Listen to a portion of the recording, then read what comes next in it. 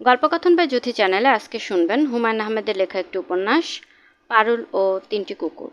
আজ দ্বিতীয় পর্ব। প্রথম দিন এ বাড়িতে এসে পারুলকে কোনো রান্নাবান্না করতে হয়নি। তাহের প্যাকেটে করে খাবার নিয়ে এসেছিল, শিক কাবাব, তন্দুরি রুটি। শিক কাবাব কতদিনের বাসি কে জানে, শুকিয়ে চিমসা হয়ে গেছে, টক টক স্বাদ। পারুল বলল, মাংসটা মনে হয় নষ্ট হয়ে গেছে, টক লাগছে। তাহের বলল, মোটেও নষ্ট হয়নি, এরা কাবাবের উপর লেবুর রস চিপে দেয়, এজন্য টকটক লাগে, আরাম করে খাও তো। পারুল খেতে পারেনি, তবে তাহের মহানন্দে বাসি মাংস চিবিয়েছে। আনন্দে একবার তার চোখ বুজে যাচ্ছে। তাহের বলল, এত বড় বাড়িটা বলতে গেলে আমরাই এখন মালিক, তাই না? দারুণ লাগছে না? পারুলের মোটেও দারুণ লাগছে না, তবু হ্যাঁ সূচক মাথা নাড়ল। তাহের বলল, মেয়েরা এবং শিশুরা হলো বাড়ির শোভা। একটা বাড়িতে যদি কোনো মহিলা বা কোনো শিশু না থাকে তাহলে সেটা আর বাড়ি থাকে না, হোটেল হয়ে যায়। তুমি আসার আগ পর্যন্ত এই বাড়ি হোটেল ছিল, এখন বাড়ি হয়েছে। পারুল অন্যদিকে তাকিয়ে বলল, আরও 7 মাস এ বাড়িতে থাকতে পারলে শিশুও চলে আসবে, তখন এটা হবে পুরোপুরি বাড়ি, তাই না? তাহের তাকাচ্ছে, কিছু বলছে না। পারুল ঠাট্টা করছে কি না তা সে বুঝতে পারছে না। পারুল কখন ঠাট্টা করে কখন করে না সে বুঝতে পারে না বলে পারুল কিছু বললেই সে কিছু সময়ের জন্য হলো অস্বস্তির মধ্যে পড়ে। পারুল বলল, এবারের যিনি মালিক তিনি কি তার স্ত্রীকে নিয়ে এখানে থাকেন? না, এটা বাগান বাড়ি। পারুল কৌতূহলী গলায় বলল, তার বান্ধবীদের নিয়ে মজা করতে আসেন, এজন্য এত নিরিবিলিতে বাড়ি? তাহের বিরক্ত মুখে বলল, মানুষকে এত ছোট ভেবো না তো। সুখী মানুষ বলতে যা বোঝায় করিম সাহেব তাই। এই বাড়িতে একটা নামাজ ঘর আছে, সেটা জানো? তিনি এখানে তাহলে নামাজ পড়ার জন্য আসেন? বিশ্রাম করার জন্য আসেন। এক নাগারে কয়েকদিন থেকে চলে যান। একা আসেন, একা চলে যান। একা আসেন কেন? স্ত্রীকে আনতে অসুবিধা কি? তার স্ত্রীর প্যারালাইসিস, আঙুল পর্যন্ত নাড়াতে পারে না, নার্সিংহোমে আছেন গত 6 বছর ধরে। এদের বাচ্চা কাচ্চা কি? কোনো বাচ্চা কাচ্চা নেই। পারুল বিস্মিত গলায় বলল, কোনো বাচ্চা কাচ্চা নেই? তাহলে টাকা পয়সা কে উড়াবে? ধনী বাবার সম্পদ নষ্ট করার জন্য পুত্রকন্যা দরকার। একবার একটা ছেলেকে পালক নিয়েছিল, 12-13 বছর বয়স হবার পর ঘাট ধরে সেই ছেলেকে বের করে দিলেন। কেন? জানি না কেন, পছন্দ হয়নি আর কি। যতই হোক পরের ছেলের উপর কি আর মায়া হয়? হবে না কেন? তুমি তো পরের ছেলে, তোমার উপর আমার মায়া হচ্ছে না? সবসময় কেন ঠাট্টা করো? ঠাট্টা করছি না, সত্যি কথা বলছি। সত্যি কথা বলারও দরকার নেই। পারুল হালকা নিঃশ্বাস ফেলে বলল, ওই ভদ্রলোক পালক ছেলে হিসেবে তোমাকে নিলে খুব ভালো করতেন। একসঙ্গে ছেলে ছেলের বউ দুটাই পেয়ে যেতেন। কিছুদিন পর নাতি বা নাতনি, এক ঢিলে 3 পাখি। তাহের বিরক্ত মুখে বলল, তুমি সবসময় বাঁকা বাঁকা কথা বলো, তার কি মানে সেটাই বুঝি না। পারুল গম্ভীর গলায় বলল, তুমি একটা কাজ করো, ভদ্রলোক এলে তার কাছে পালকপুত্র হবার জন্য একটা দরখাস্ত দাও। দরখাস্তের শেষে বায়োডাটা। পারুল, একটু আগে কি বললাম? আমার সঙ্গে ঠাট্টা করবে না, আমার অসহ্য বোধ হয়। আমি তো কখনো ঠাট্টা করি না, সিরিয়াস কথাগুলো হালকাভাবে বলি বলে ঠাট্টা মনে হয়। হালকাভাবে কথা তাহলে বলো না। আচ্ছা যাও, এখন থেকে খুব ভারী ভারী কথা বলবো। হে স্বামী, রাত্রি গভীর হইয়াছে, আপনি কি এখন শয্যা গ্রহণ করিবেন, না গল্প করিয়া কালক্ষেপণ করিবেন? পারুল হেসে গড়িয়ে পড়ছে। তাহের রাগ করে উঠে গেল। মনে হচ্ছে এই রাগ অনেকক্ষণ থাকবে। রাগ ভাঙানোর জন্য সাধ্য সাধনা করতে হবে। রাগ ভাঙানোর সাধ্য সাধনা করতে পারুলের খারাপ লাগে না, ভালোই লাগে। তবে এই মুহূর্তে রাগ ভাঙানোর দরকার নেই, থাকুক মুখ ভোতা করে, রাতে রাগ ভাঙানো যাবে। পারুল একা একা বাড়ি দেখে বেড়াতে লাগলো। এত বড় বাড়ি, মনে হচ্ছে সারাদিন হাঁটলেও দেখা হবে না। তবে বেশিরভাগ ঘরই তালা বন্ধ, চাবি থাকলে ঘরগুলি দেখা যেত। রাতে ঘুমোবার সময় তাহের অন্যদিকে পাশ ফিরে শুয়ে রইল। রাগ দেখানো হচ্ছে, কিছুক্ষণের মধ্যে কপট ঘুমের ভানও করা হবে। পারুল বলল, এই ঘুমিয়ে পড়েছ নাকি? তাহের জবাব দিল না। জবাব দেবে না জানা কথা। পারুলকে কথাবার্তা এমন পর্যায়ে নিয়ে যেতে হবে যেন নিজের অজান্তেই তাহের অংশগ্রহণ করে ফেলে। পারুল বলল, কি শক্ত খটখটে বিছানা, মনে হচ্ছে ইটের উপর শুয়ে আছি। এদের শোবার ঘরের বিছানাও কি এমন নাকি? তাহের বলল, কি পাগলের মতো কথা, এদের শোবার ঘরের বিছানা এরকম হবে কেন? Water bed. সেটা কীরকম? তোশকের ভিতর তুলার বদলে পানি ভরা। সে কি? বিছানায় শোয়া মাত্র চোখে ঘুম চলে আসবে, মনে হবে পানির উপর ভাসছ। পারুল উঠে বসে আগ্রহের সঙ্গে বলল, চলো ওইখানে শুয়ে থাকি। করাত ধরেই আমার ঘুম আসছে না, ওই ঘরে আরাম করে ঘুমাই। বললাম না ওই ঘর তালা বন্ধ, তাছাড়া তালা না থাকলেও ওইখানে শোবো কেন? বাড়িটাই যখন আমাদের, সব কিছুই আমাদের। বাড়িটা আমাদের তোমাকে কে বলল? তুমি তো বললে। তুমি না বললে ওদের অনুপস্থিতিতে আমরাই বাড়ির মালিক? কখন বললাম এরকম কথা? বলেছ, এখন ভুলে গেছো। চলো যাই। তুমি যে কি বিরক্ত করো। আচ্ছা যাও, শুধু ঘরটা দেখে চলে আসবো। ঘরটা দেখবো আর সোনার বাথরুমে গোসল করব। আমার গা কুটকুট করছে। সোনার বাথরুম তো না, বাথরুমের ফিটিংসগুলো সোনার, 18 ক্যারেট। পারুল অন্ধকারই হাসল। তাহেরের রাগ জ্বলে ভেসে গেল। সে মনের আনন্দে কথা বলে যাচ্ছে। তাহেরকে আবারও রাগিয়ে দিতে ইচ্ছে করছে। এমন কিছু কথা বলতে ইচ্ছে করছে যাতে তাহের রেগে আগুন হয়ে যায়। রেগে যাবে, সে আবার রাগ ভাঙাবে। পারুল নিচু গলায় বলল, এই একটা কথা শোনো। শুনছি তো। কাছে এসে শোনো, গোপন কথা। আচ্ছা, একটা কাজ করলে কেমন হয়? কি কাজ? চলো আমরা বাথরুমের ফিটিংসগুলো খুলে নিয়ে পালিয়ে যাই। সব জড়ো করলে 2-3 সের সোনা তো নিশ্চয়ই হবে, হবে না? সোনার ভরি এখন 6,000 টাকা। 3 সের সোনা বিক্রি করলে আমরা পাবো। আচ্ছা, কত ভরিতে 1 সের হয় তুমি জানো? তাহের গম্ভীর গলায় বলল, শোনো পারুল, এক কথা কতবার বলবো? আজেবাজে ঠাট্টা আমি একেবারেই পছন্দ করি না। ঠাট্টা করছি না তো। সোনার বাথরুমে খবরটা জানার পর থেকে আমার মাথার মধ্যে ব্যাপারটা ঘুরছে। আমরা কি করব শোনো। কিচ্ছু শুনবো না, আর একটা কথাও না। ঘুমাও। তোমার বাথরুম পাচ্ছে না বড়টা? তাহের রাগী গলায় বলল, বাথরুম পাবে কেন? পচা গোস্তের কাবাব কপ কপ করে সবটা খেয়ে ফেললে এই জন্য। স্ট্রং ডায়রিয়া তো ইতিমধ্যে শুরু হবার কথা। পারুল খিলখিল করে হাসছে। তাহেরের রাগ করা উচিত, রাগ করতে পারছে না, বরং মায়া লাগছে। হাসি শুনতে ভালো লাগছে। মেয়েটা এত সুন্দর করে হাসে। হাসি শুনলে মনে হয় এই মেয়ের জীবনে কোনো দুঃখ কষ্ট নেই, শুধুই সুখ। অথচ তাহের জানে পারুল কত দুঃখী মেয়ে। মাত্র 7 মাস পর তার কোলে শিশু আসবে, অথচ কোনো আয়োজন নেই। পারুলকে ক্লিনিকে ভর্তি করাবার টাকাও নেই। ক্লিনিক তো অনেক দূরের কথা, এখন পর্যন্ত সে তাকে ডাক্তারের কাছেও নিতে পারেনি। গর্ভবতী মেয়েদের ভালো ভালো খাবার খেতে হয়, দুধ, ডিম, ফলমূল, কত কি। কিচ্ছু করা যাচ্ছে না। তাহের অবশ্য পকেটে করে প্রায়ই পেয়ারা, কলা কিনে নিয়ে যাচ্ছে। দোকান থেকে কলা কেনা অস্বস্তির ব্যাপার। মানুষ কলা কেনে ডজন হিসেবে, সে কেনে একটা। একটা মাত্র কলা পাঞ্জাবির পকেটে নিয়ে ফিরলে পারুলও খুব হাসাহাসি করে, উল্টোপাল্টা কথা বলে। আচ্ছা শোনো, এই যে এত কলা খাচ্ছি, সমস্যা হবে না তো? কি সমস্যা? বাচ্চা হলে দেখা যাবে বাচ্চার আধ লম্বা লেজ। অতিরিক্ত কলা খাওয়ায় পেটের বাচ্চা বানর হয়ে গেছে। উদ্ভট কথা তুমি কেন বলো যে? উদ্ভট কাজ করো এই জন্য আমি উদ্ভট কথা বলি। উদ্ভট কাজ কি করলাম? এই যে পকেটে একটা করে কলা নিয়ে আসো, প্লিজ। আর কখন আনবে না। একসঙ্গে বেশি করে নিয়ে এসো, রোজ একটা করে খাবো। একসঙ্গে বেশি করে আনবে কোত্থেকে?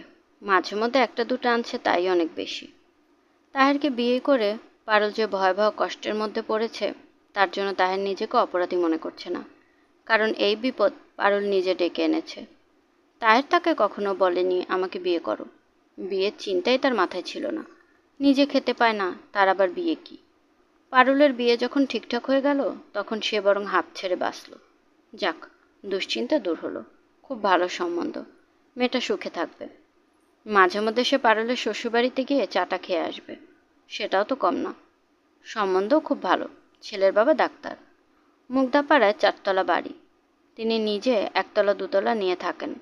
2 ছেলের জন্য ওপরে 3 তলা আর 4 তলা। তাহের নিজে একদিন বাড়িঘর দেখে এলো। সে মুগ্ধ। বাড়ির সামনে অনেকখানি জায়গা, সেখানে বাগান করা হয়েছে।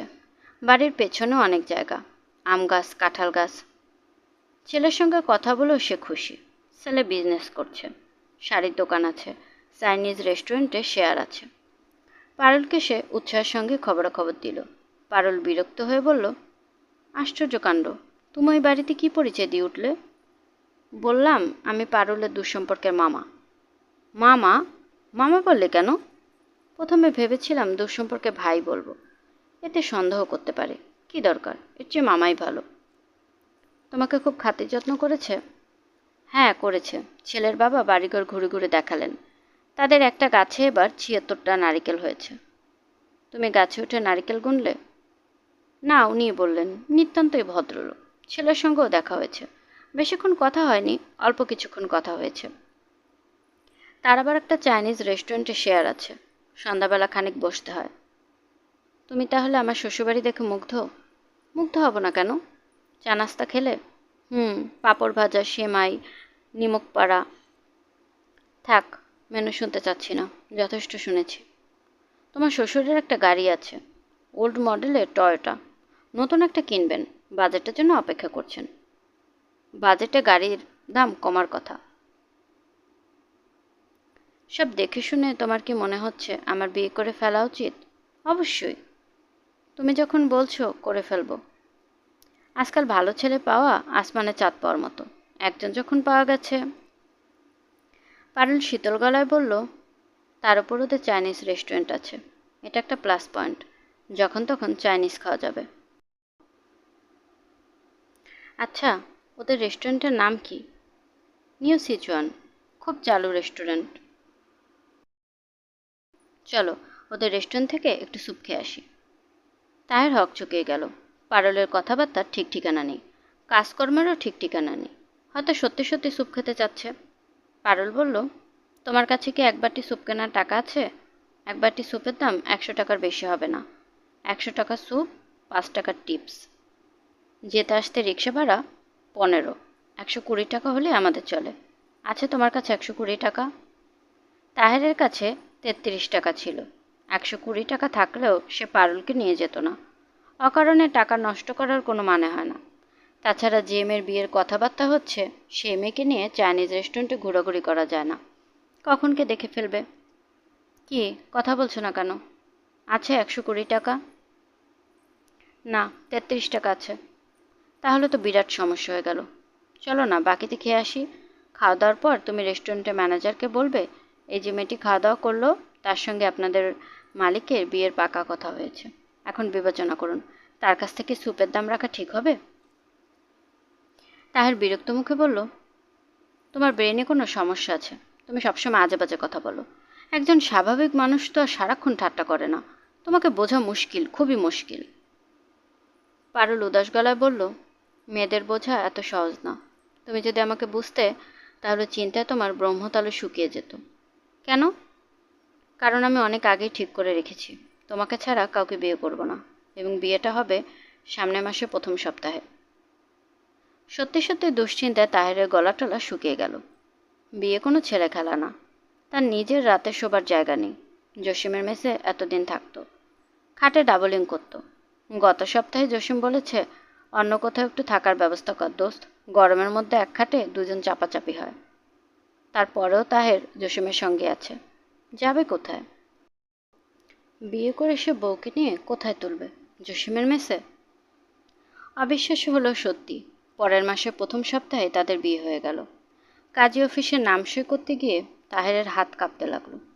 অথচ পারুল কি স্বাভাবিক, যেন কিছুই হয়নি। সে রুমালে মুখ মুছে বলল, খুব গরম, এক কাপ চা খেতে ইচ্ছে করছে। কোথায় পাওয়া যায় বলো তো? এই প্রশ্নের জবাবে তাহের বলল, এখন তোমাকে নিয়ে আমি কি করব? কোথায় যাব? পারুল বলল, আমাকে নিয়ে তোমাকে কিছু করতে হবে না, কোথাও যেতেও হবে না। তুমি যেমন আছো তেমন থাকো, চাকরির চেষ্টা করতে থাকো। চাকরি পাবো কোথায়? এখন হয়তো পাবে, স্ত্রী ভাগ্যে কিছু নিশ্চয়ই জুটে যাবে। তোমার কোনো টেনশন হচ্ছে না পারুল?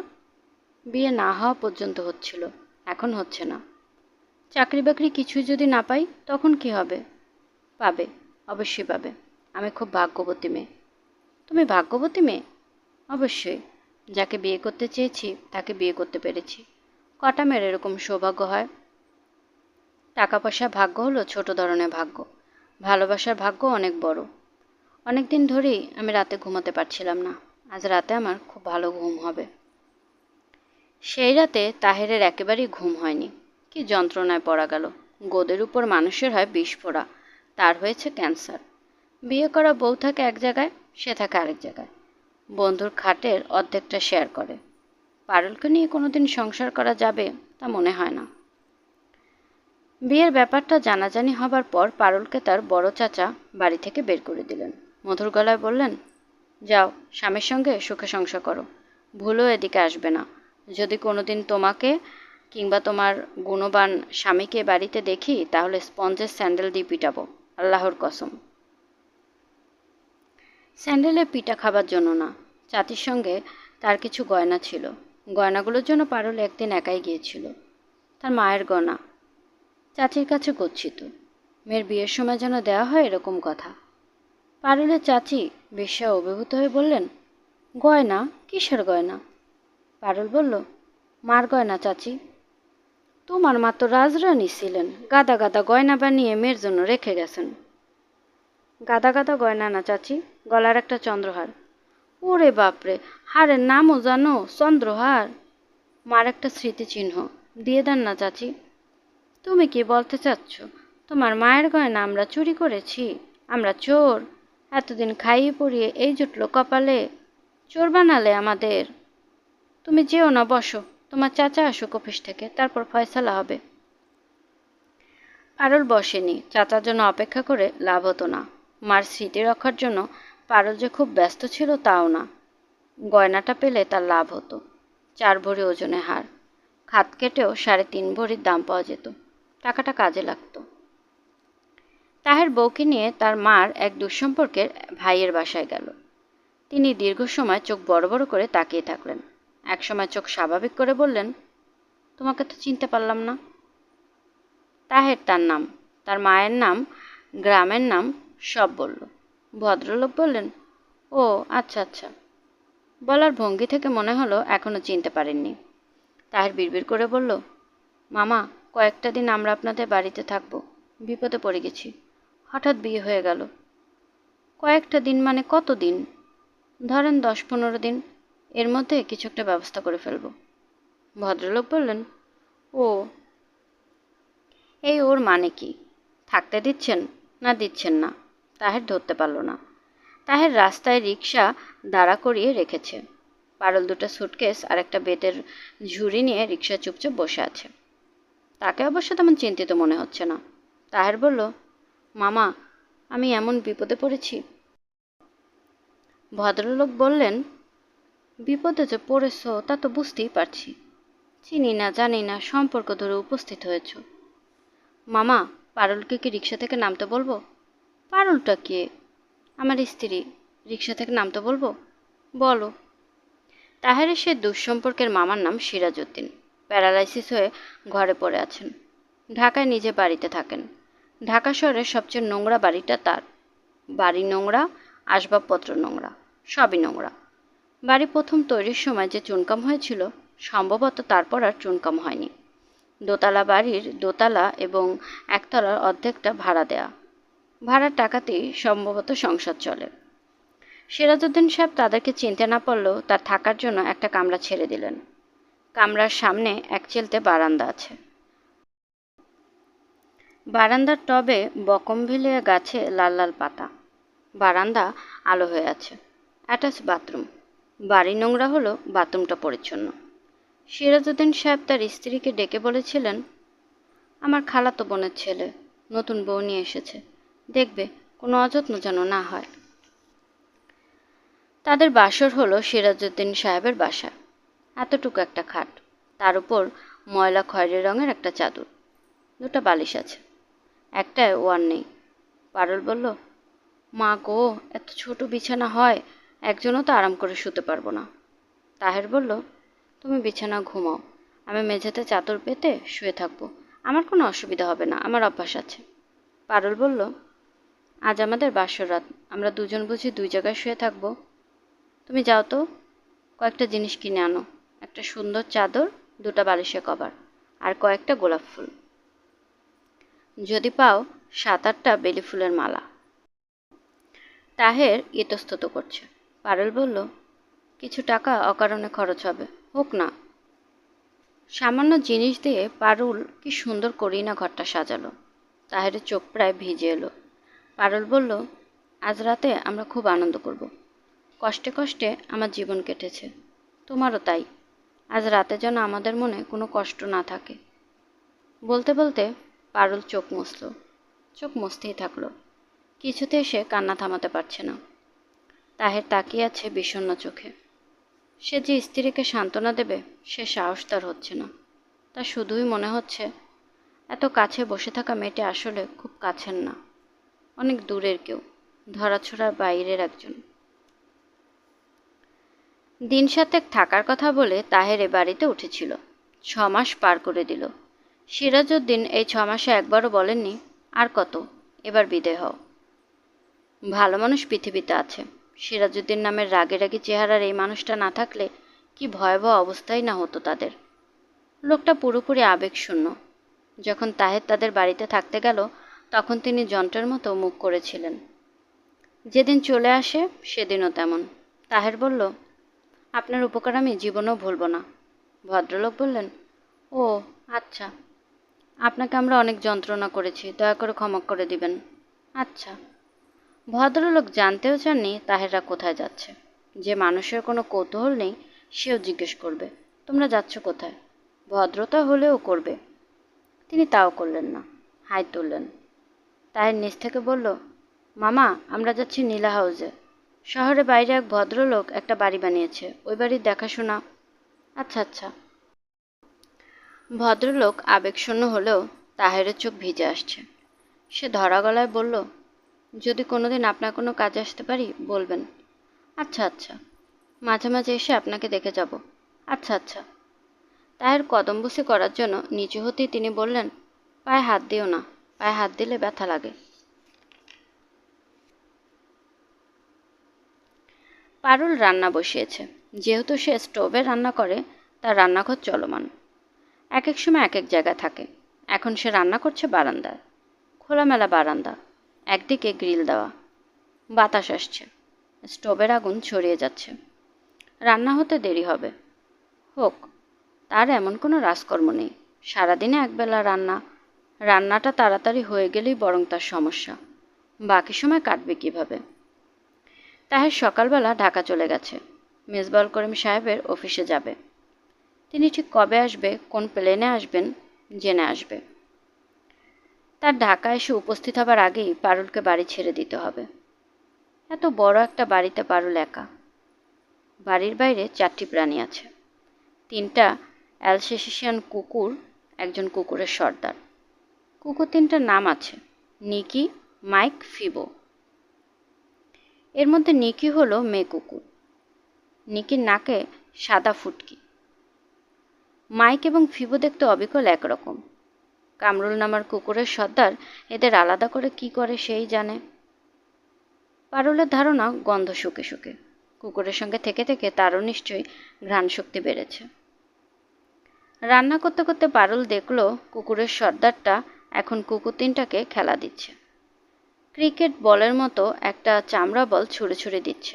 2টা কুকুর সেই বল নিয়ে খুব নাচানাচি করছে। কিন্তু 3 নম্বর কুকুরটা করছে না, সে দূরে দাঁড়িয়ে আছে। যে দূরে দাঁড়িয়ে তাকে বল খেলায় আকৃষ্ট করার অনেক চেষ্টা করা হচ্ছে, লাভ হচ্ছে না। আদুরে গলায় কামরুল বলছে, যাও নিকি যাও, খেলটু করো খেলটু। নিকি খেলটু করার দিকে আগ্রহী নয়, বরং তাকে দেখে মনে হচ্ছে অন্য দুজনের ছেলে মানুষই খেলা দেখে নিকি বিরক্ত। সে খুব ধীরে লেজ নাড়ছে।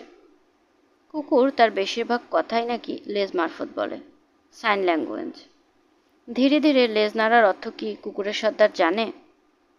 পারুল মনে মনে অর্থ করল, ধীর গতিতে লেজ নাড়ার অর্থ আমি বিরক্ত হচ্ছি, আমি খুব বিরক্ত হচ্ছি।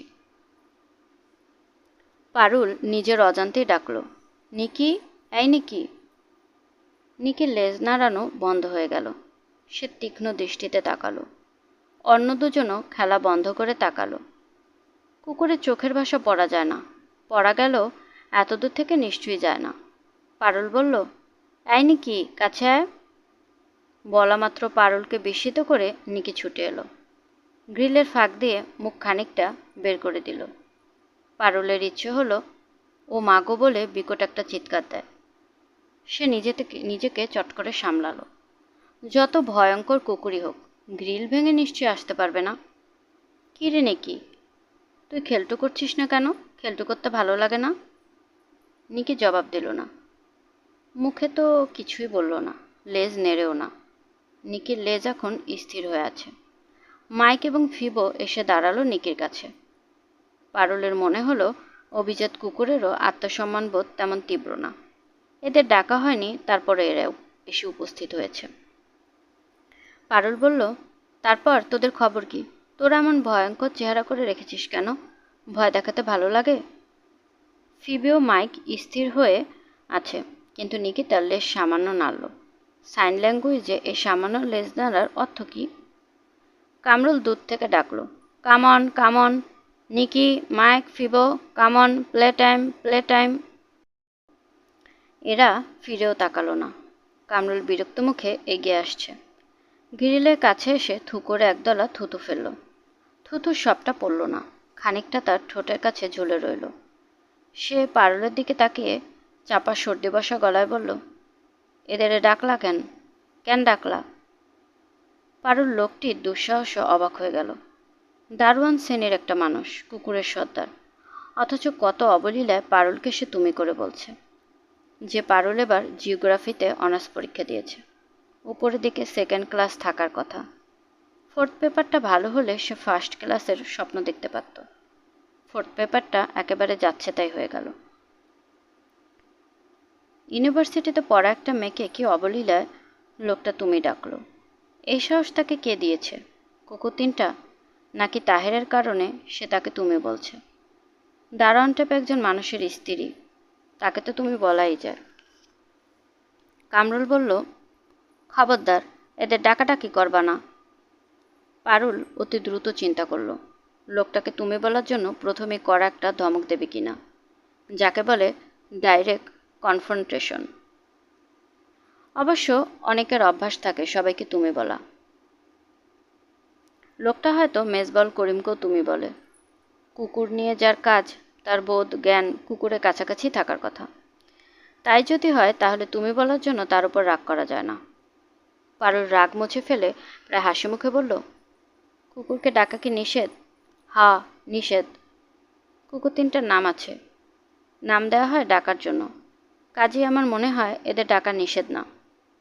তুমি তোমার কাজ করবা, কুকুর ডাকাডাকি করবা না। কামরুল আবার থু ফেলল এবং আবারও থুথুর খানিকটা ঠোঁটের কাছে ঝুলে রইল। পারুলের মনে হলো লোকটা জিভ খানিকটা বাঁকা, এই জন্যই থুতু সরাসরি ফেলতে পারে না, বাঁকা করে ফেলে। বাঁকা করে ফেলার জন্য খানিকটা ঠোঁটের কোণায় লেগে থাকে। কামরুল চলে যাচ্ছে।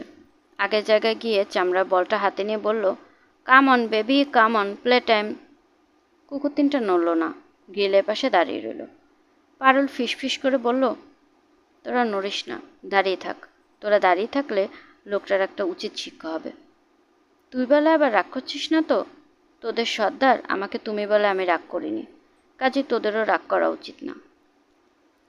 পারুলের এই কথায় ফিবো খুব লেজ নাড়তে লাগলো। ফিবো দেখাদেখি অন্য দুজনও লেজ নাড়া শুরু করলো।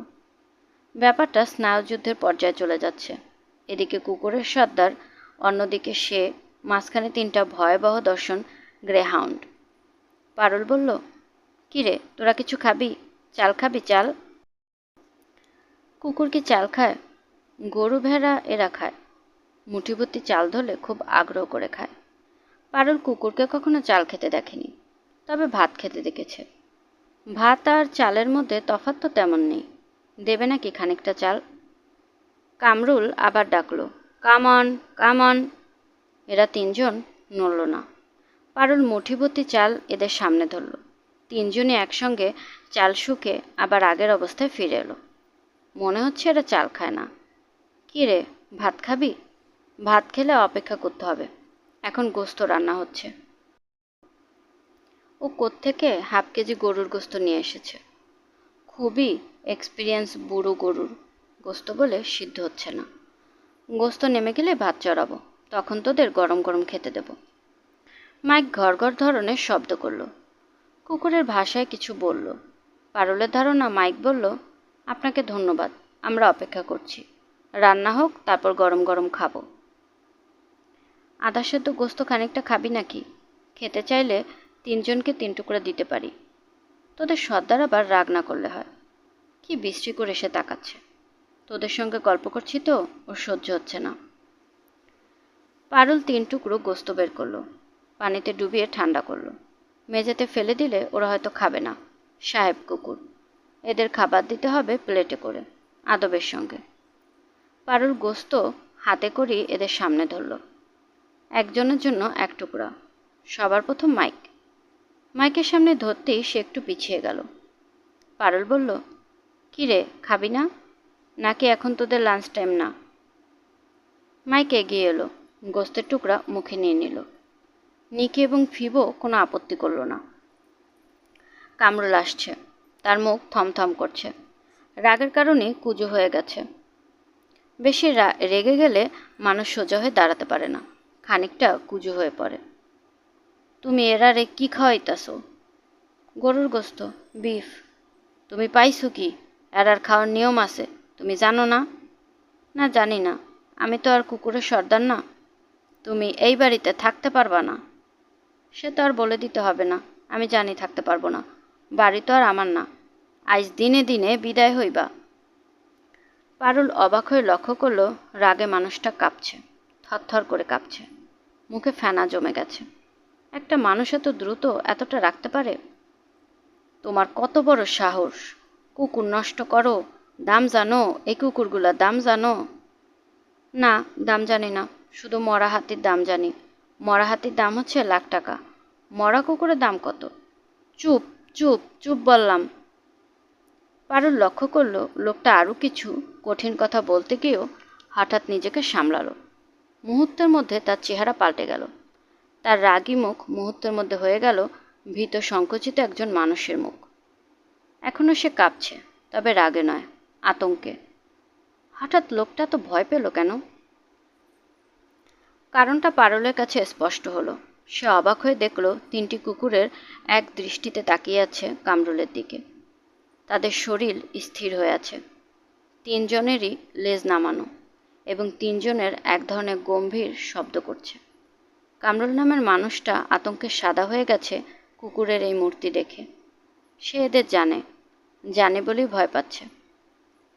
পারুল ভেবে পেল না সামান্য 3 টুকরা মাংস দিয়ে সে কি কুকুরগুলির কৃতিত্ব তার হাতে নিয়ে নিয়েছে। তাকে অপমান করা হচ্ছে এটা বুঝতে পেরে কুকুর 3টা রুদ্রমূর্তি ধরেছে। আশ্চর্য তো! কামরুল অস্পষ্ট গলায় কি বলতে গিয়েও থেমে গেল, কয়েক পা পিছিয়ে গেল। তার ভয় দেখে পারুলেরই এখন মায়া লাগছে।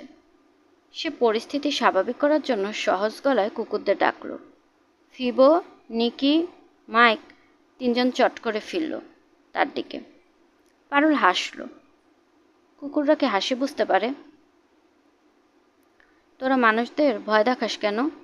যে তোদের এতদিন আদর যত্ন করে বড় করলো তাকেই ভয় দেখাচ্ছিস? এটা কোনো কাজের কথা হলো? দেখি গলাটা আরেকটু লম্বা কর, আদর করে দিই। পারুল রেলিংয়ের ভেতর দিয়ে হাত চালিয়ে ফিবোর গায়ে রাখল। না, পারুলের মোটেই ভয় লাগছে না, এদের খুব আপন লাগছে। আদর করা হচ্ছে একজনকে, কিন্তু 3 জনই প্রবল বেগে লেজ নাড়ছে। কামরুল দূরে দাঁড়িয়ে তাকিয়ে আছে, তার চোখ ভর্তি বিস্ময়। শুনছিলেন হুমায়ূন আহমেদের লেখা একটি উপন্যাস, পারুল ও 3টি কুকুর। আজ 2য় পর্ব। আজকে পর্বটি কেমন লাগলো কমেন্ট করে জানাতে ভুলবেন না। আমি আমার নিজের মতো করে আপনাদেরকে গল্প পাঠ করে শোনানোর চেষ্টা করছি, তাই ভুল ত্রুটি কিছু হলে আশা করি ক্ষমাসুন্দর দৃষ্টিতে দেখবেন। এবং গল্প পাঠ ভালো লাগলে প্লিজ আমার চ্যানেলটিকে সাবস্ক্রাইব করবেন, চাইলে অন্যদের সাথে শেয়ার করতে পারেন। গল্পকথন বাই জ্যোতি চ্যানেলের সাথেই থাকবেন। আশা করছি। আল্লাহ হাফেজ।